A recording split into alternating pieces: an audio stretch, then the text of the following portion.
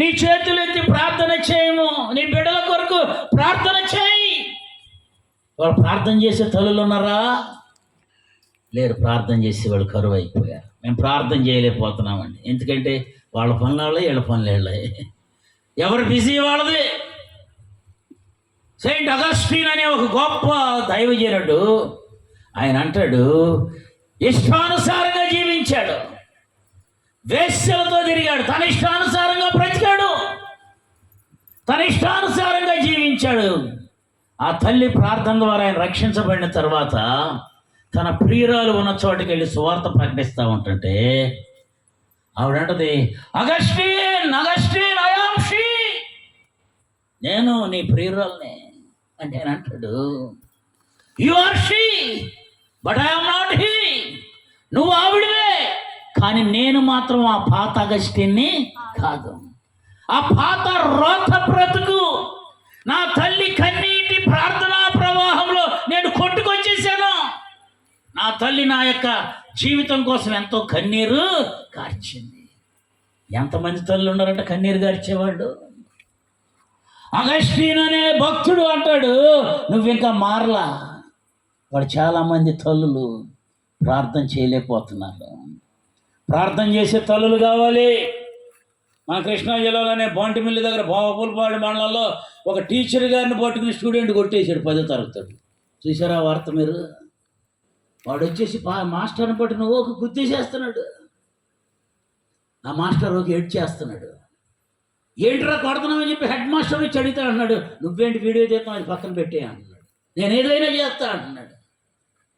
నువ్వు అట్లా చేస్తే ఊరుకోను అంటున్నాడు. ఏంటో నువ్వేంట్రా చేసేది?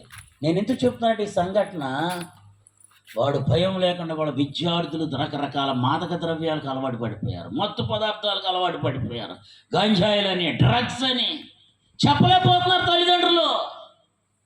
10th క్లాస్ చదివేవాడు టీచర్ని కొట్టేసాడంటే భయం ఉందండి వాడికి. తల్లి తండ్రి గురువు దైవం అని స్కూళ్ళలో నేర్పుతారు కదా, వాడు భయం లేకుండా టీచర్ని కొట్టేస్తాడు. టీచర్ ఏడుస్తున్నాడు. అక్కడ ఏమి నేర్పిస్తున్నాం మన పిల్లలకి?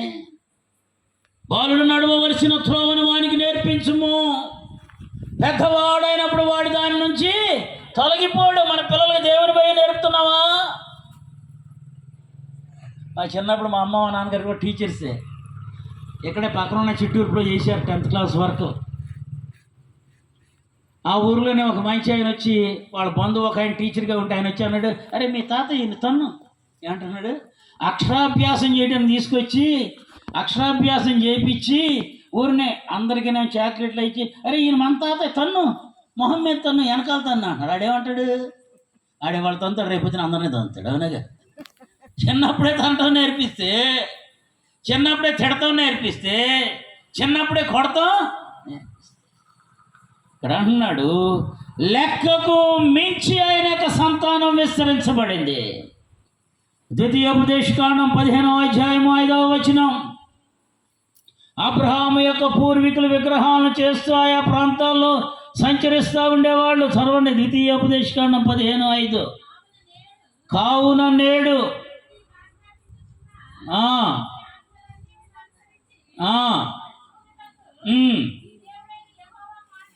యెహోవా మాటను జాగ్రత్తగా వినిన ఎడల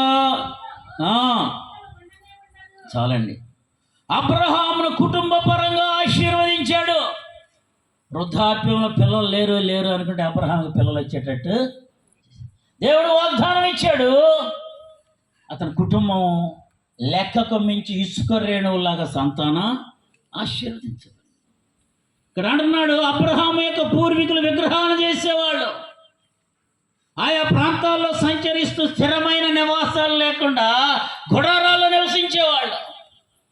వారి ఆర్థిక పరిస్థితి కూడా అంతంత మాత్రంగానే ఉండేది. మన ఈ మధ్య ఉత్తరప్రదేశ్లో ఆ యొక్క ఉత్సవాలు జరిగినాయి. ఏంటి మంచి ఉత్సవాలు జరిగినాయి దేశవ్యాప్తంగా. అక్కడికి పూసలు అమ్ముకుని ఒక ఆవిడ వచ్చింది, మోనాలిసా అని. ఎవరు? మోనాలిసా. ఆవిడ కళ్ళు చాలా బాగున్నాయని చెప్పి బాలీవుడ్ డైరెక్టర్ వచ్చి ఆవిడ సినిమాలోకి తీసుకున్నాడు. ఏమనుకున్నాడు? సినిమా యాక్ట్రెస్ అని చేస్తాడు ఆవిడ్ని. వాళ్ళ అమ్మ నాన్నేమో ఇయ్యో ఉత్సవాలు జరుగుతున్నాయి, మేము పూసలో గొలుసులో అమ్ముకుందామని వస్తే మా అమ్మాయిని మాకు అక్కడ చేశారు. ఆవిడ యొక్క స్థితి మారిపోయింది. అక్కడ ఆవిడ సినిమా యాక్టర్ అయిపోయింది. ఆవిడ ఆర్థిక పరిస్థితే మారిపోయింది. దేవుడు ఏదైనా చేయగలడు. ఇక్కడ అబ్రహాంని ఇక్కడ అంటున్నాడు, నేను నీకు వినిపించే ఆజ్ఞను అనుసరించి నడుచుకుంటే మీలో భేదాలు ఉండరు. దేవుని ఆజ్ఞలు పాటించరు చాలామంది. దశం భాగాలు ఇవ్వాలి, ప్రథమ ఫలాలు ఇవ్వాలి, కృతజ్ఞత కానుకలు ఇవ్వాలి. చాలామంది దశం భాగాన్ని, దశం అంటే 10 అని 10 మందికి పంచుతూ ఉంటారు తెలిసిన వాళ్ళందరికీ. ఏమంటే నీ సంఘంలో ఎంతమంది, నీ సంఘ కాపురు ఎవడు, నీ కోసం నీ కాపురు ఎంత ప్రయాసపడుతున్నాడు, ఎంత కన్నీరు గారుస్తున్నాడు, ఎంత విజ్ఞాపన చేస్తున్నాడు. నీ సంఘానికి ఇవ్వాల్సింది పోయి నీకు ఉద్యోగం వచ్చేసరికి 300 మంది వస్తారు. చాలామంది నేను నీకోసం కూడా చేసాం, నీకోసం కూడా చేసాం. ఆన్లైన్లు, ఫోన్ లైన్లు, పేటీఎంలు, ఏటీఎంలు 300 మంది వచ్చేస్తారు. అప్పుడు దాకా కనపడిన వాళ్ళు. ఏమండి అప్పుడు ఏమైపోతాడు పాస్టర్ గారు, మా పాస్టర్ గారికి డబ్బులు ఎక్కువైపోతారు. వాళ్ళకి వస్తే